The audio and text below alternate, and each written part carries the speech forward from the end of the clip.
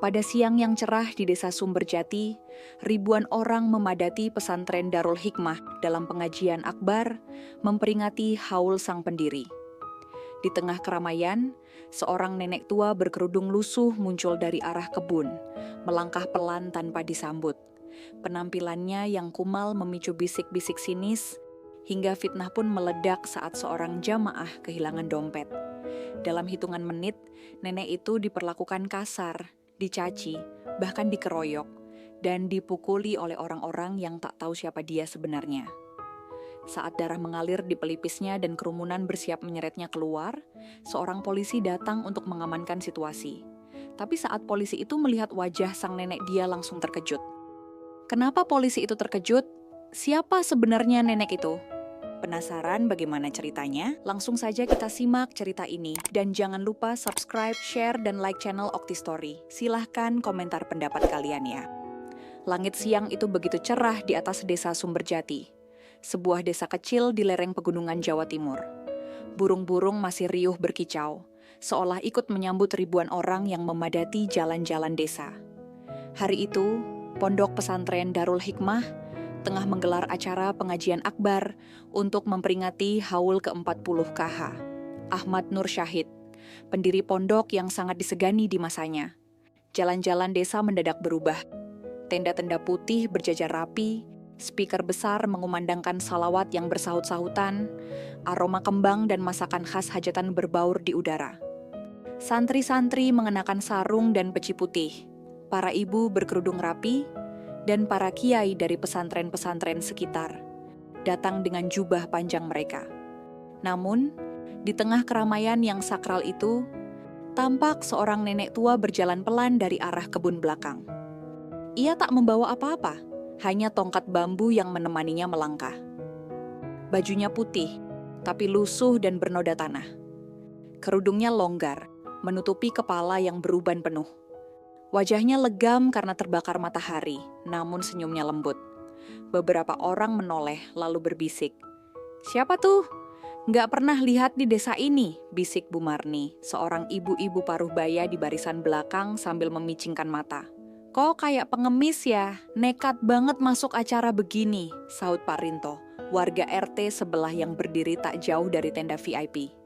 "Kalau minta-minta mah jangan pas haul dong. Tak satu pun tangan mengulurkan bantuan. Tak satu pun suara yang menyambutnya ramah." Nenek itu hanya terus berjalan ke arah lapangan utama, hendak duduk di bawah pohon dekat jamaah perempuan. Namun saat ia hendak menurunkan tubuhnya yang renta, sebuah teriakan mengguncang suasana. "Dompet saya hilang!" teriak seorang ibu muda, Budiah, dengan wajah panik. Ia berdiri dari tikar, mengobrak-abrik tas selempangnya yang tampak terbuka. Kepanikan cepat menjalar. Nenek tua itu melangkah perlahan menuju kerumunan. Ia berjalan mengelilingi area tempat duduk, matanya yang tajam mengamati setiap sudut. Ia berbisik-bisik sendiri, seolah sedang membaca sesuatu yang tak terdengar oleh yang lain. "Jangan-jangan copet, ya," seru Pak Rinto, yang kini berdiri dari kursinya. "Waduh, ini kok bisa-bisanya ada pencopet di acara haul?" ujar seorang pemuda panitia.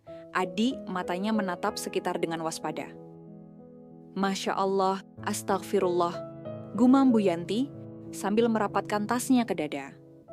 Lalu seperti halilintar yang menyambar, seseorang dari kerumunan menunjuk. "Tadi cuma satu orang yang lewat di belakang saya, nenek itu," tunjuk Budiah dengan nada tinggi. Jari telunjuknya gemetar. Semua mata kini tertuju pada sosok renta itu. Beberapa orang langsung bergerak. "Maaf Bu, boleh periksa barangnya sebentar? Ini demi kebaikan bersama," kata Arif, seorang pemuda alumni pondok, sambil mencengkeram lengan sang nenek. Wajahnya tegang, tangannya tak sadar menggenggam terlalu kuat. Nenek itu menoleh pelan, suaranya lemah namun tetap sopan. "Ananda, nenek tidak membawa apa-apa. Nenek hanya ingin duduk. Tak punya dompet, tak punya tas," katanya tenang. "Iya, justru karena nggak bawa apa-apa itu yang mencurigakan," celetuk Pak Rinto lagi, kali ini lebih keras. "Kalau memang niatnya ibadah, kenapa bajunya kotor? Kayak gelandangan saja, malu-maluin acara," semprot Bu Marni dengan mata menyala. Mana tahu itu cuma modus, biar dikasihani padahal niatnya maling. Tambah Adi ikut mendekat. Wajah-wajah mulai tegang, nada suara meninggi. Beberapa orang mulai mengeluarkan ponsel dan merekam. Nek, kalau ngaku sekarang kami bisa maafkan. Tapi kalau bohong, ancam Arif. Menahan suara agar tetap terdengar sopan meski nadanya mulai berubah. Coba periksa bajunya, siapa tahu disembunyikan di balik gamis itu, kata Bu Yanti dengan tatapan tajam. Nenek itu mundur selangkah, tubuhnya mulai gemetar. Ia tak menangis, tak melawan, hanya menatap mereka satu persatu. Dengan tatapan yang tak marah, tak juga takut. Justru teduh, seperti air yang menenangkan api. Udara sore yang awalnya hangat kini terasa berat oleh bisikan dan tatapan penuh kecurigaan. Debu lapangan menari-nari di bawah sinar matahari yang mulai merunduk, menimbulkan bayangan panjang yang menyeramkan.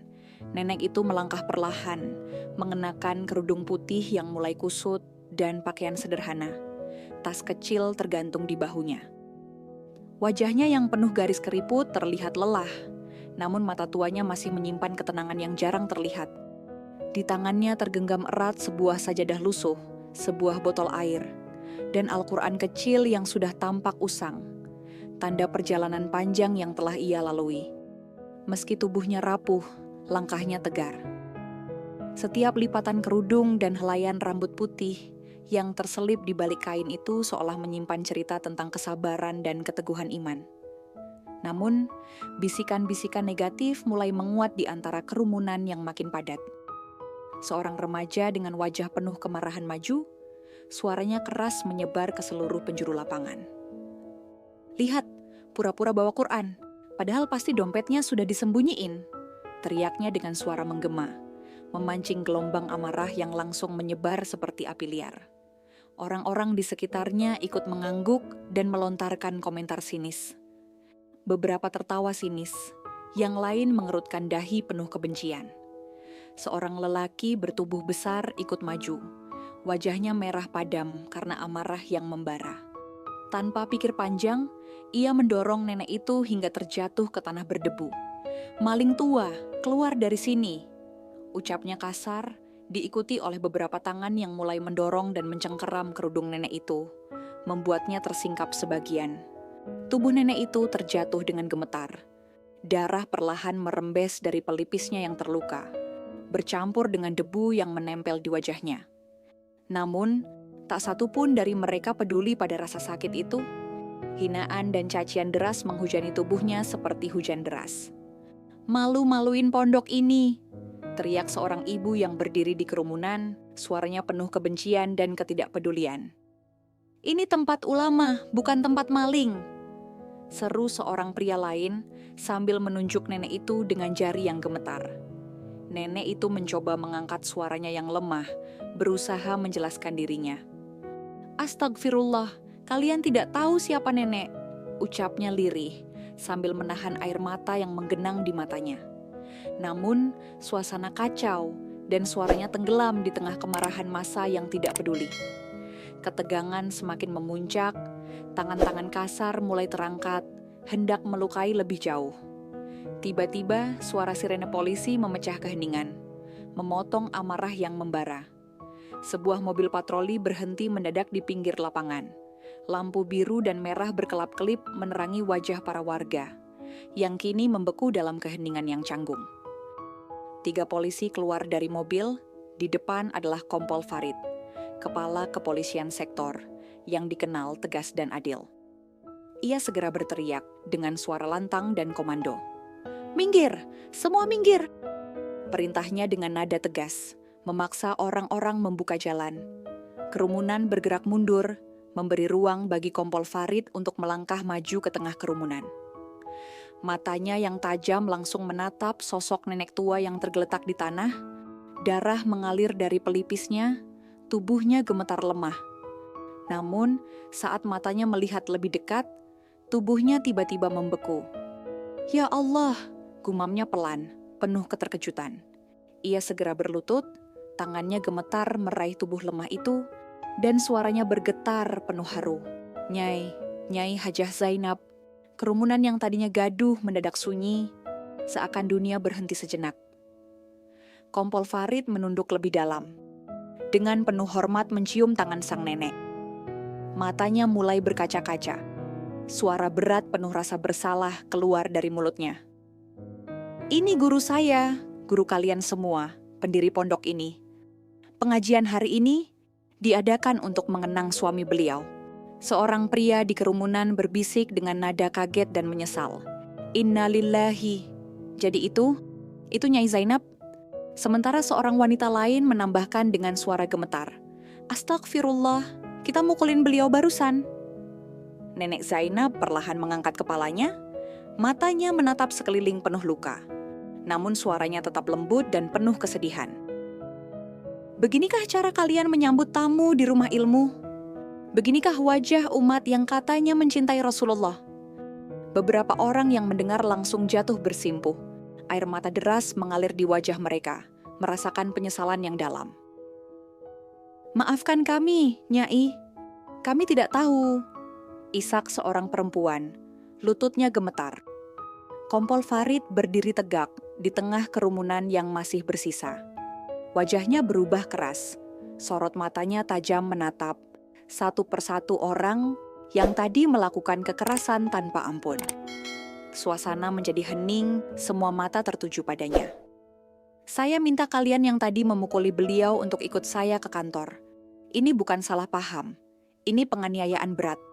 Ujar Kompol Farid dengan suara tegas dan penuh wibawa, tanpa memberi ruang untuk protes. Di tengah kegaduhan yang mulai mereda, seorang pemuda tampak malu-malu maju. Matanya menunduk, suaranya serak. Pak, kami menyesal. Kami tidak tahu kalau Nyai Zainab ada di sini. Kami hanya takut ada pencuri di pondok.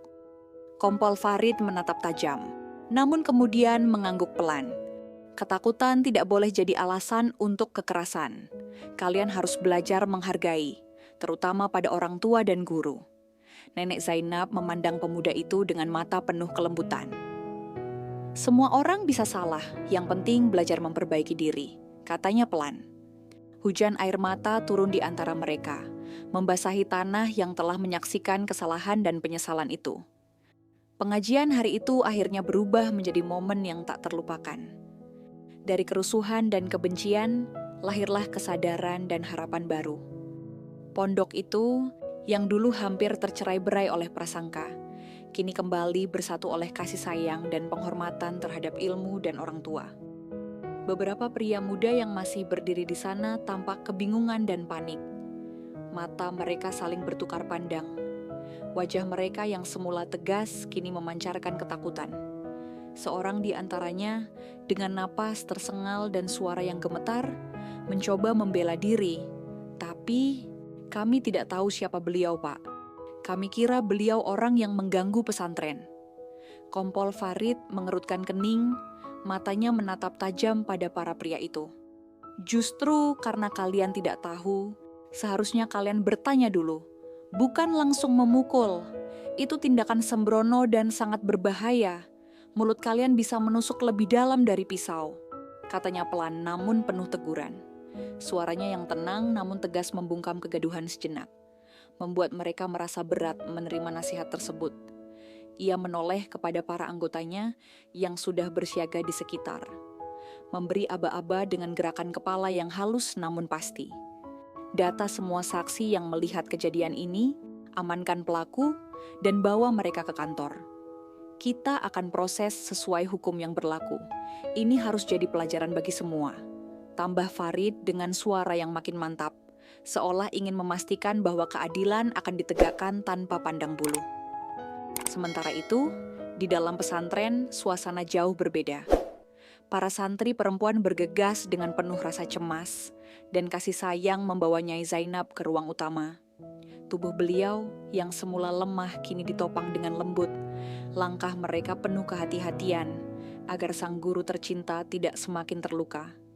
Mereka segera membersihkan luka-luka yang ada di wajah dan tangan Nyai Zainab dengan kain hangat yang dibasahi air hangat, mengganti pakaian beliau yang sobek, serta membalut luka dengan kain bersih yang sudah disiapkan. Salah seorang santri yang paling muda, dengan air mata mengalir deras, mengusap pipinya, dan kemudian mencium tangan Nyai Zainab dengan penuh hormat dan haru. "Nyai, kami mohon maaf atas apa yang terjadi. Kami tidak pernah menyangka hal ini bisa terjadi di lingkungan kita," ucapnya dengan suara serak, seakan mewakili semua rasa bersalah yang ada di hati mereka. Nyai Zainab hanya tersenyum lemah, matanya yang teduh menatap para santri dengan penuh kasih dan ketabahan. "Tidak apa-apa, Nak. Kadang kita harus menerima ujian agar kita makin kuat dan sabar," katanya pelan. Suaranya mengandung kedalaman jiwa yang mampu menenangkan kegelisahan. "Ingatlah, ujian itu datang bukan untuk melemahkan, tapi untuk menguatkan iman dan kesabaran kita." Di luar, langit mulai merambat gelap. Awan mendung menggelayut berat di ufuk barat, seperti menggambarkan suasana hati yang sedang berkecamuk. Tapi mendung hari itu bukan hanya karena cuaca, melainkan karena hati umat yang terkoyak oleh prasangka dan kesalahpahaman. Angin berhembus dingin membawa kesunyian yang dalam, seolah mengiringi heningnya malam yang mulai menyelimuti pesantren. Hari itu, pengajian di pesantren berubah menjadi sebuah pelajaran yang jauh lebih berharga. Bukan sekadar majelis ilmu yang biasa, tapi juga pelajaran tentang adab, tabayun, dan bahaya mulut yang lebih tajam dari pedang. Semua yang hadir merenung, menyadari bahwa dalam hidup ini kebenaran harus dicari dengan hati yang terbuka dan kepala yang dingin. Banyak wajah terlihat termenung, beberapa menundukkan kepala, menyesali tindakan mereka yang gegabah. Kompol Farid kemudian memberikan sambutan singkat di hadapan para santri dan warga yang berkumpul. Suaranya tegas namun bersahaja, membekas di hati mereka. Kita harus belajar dari kejadian ini. Jangan sampai prasangka dan kekerasan memecah belah kita. Mari kita jaga kedamaian dan saling menghormati. Hukum akan berjalan, tapi hati dan akhlak kita juga harus diperbaiki, katanya. Memandang satu persatu yang hadir seolah mengingatkan bahwa kedamaian dimulai dari diri sendiri. Malam pun datang, membawa keheningan yang penuh harapan. Di dalam pesantren, nyanyian zikir dan doa menggema, mengikis gelap hati yang sempat membayangi. Suara-suara lembut itu berbaur dengan desir angin malam, menciptakan suasana yang damai dan penuh harapan. Dan di sana, dalam doa yang khusyuk, terbit tekad baru untuk menjaga kedamaian, saling menghormati, dan selalu mengedepankan kebenaran. Nyai Zainab, meski lemah, mengangkat tangannya mengaminkan doa bersama, menebarkan keteguhan hati yang tak tergoyahkan. Sebagai penutup, cerita yang syarat makna ini hendaknya menjadi cermin yang sangat dalam bagi kita semua untuk melakukan introspeksi diri dan memperbaiki sikap serta perilaku dalam kehidupan bermasyarakat. Di tengah arus kehidupan yang penuh dengan kesibukan, perbedaan, dan berbagai macam tantangan, kisah ini mengingatkan kita betapa pentingnya menumbuhkan rasa empati yang tulus, kesabaran yang kokoh, serta kebijaksanaan dalam menilai dan memperlakukan sesama manusia tanpa prasangka buruk. Jangan sampai kita, baik sebagai individu maupun bagian dari komunitas, membiarkan ketidaktahuan dan asumsi negatif menjadi landasan tindakan yang akhirnya tidak hanya melukai orang lain secara fisik, tetapi juga merusak martabat, kehormatan, dan nilai-nilai kemanusiaan yang seharusnya kita junjung tinggi bersama. Lewat kisah Nyai Hajah Zainab, sosok guru dan panutan yang dihormati, kita diajak untuk menyadari bahwa setiap manusia, apapun kondisi fisik, penampilan, maupun status sosialnya, sesungguhnya memiliki hak yang sama untuk dihormati, diperlakukan dengan adil, dan mendapatkan kasih sayang. Sikap terbuka untuk memahami dan memberi kesempatan pada orang lain adalah salah satu bentuk ibadah nyata yang dapat mempererat tali persaudaraan dan menjaga keharmonisan dalam masyarakat. Kisah ini juga menegaskan bahwa lidah dan hati yang penuh prasangka bisa menjadi senjata paling tajam yang dapat menimbulkan luka mendalam, bahkan lebih dari luka fisik. Oleh karena itu, kita harus selalu berhati-hati dalam berkata-kata dan bertindak, mengedepankan tabayun, yakni mencari kejelasan dan kebenaran sebelum mengambil keputusan atau memberikan penilaian.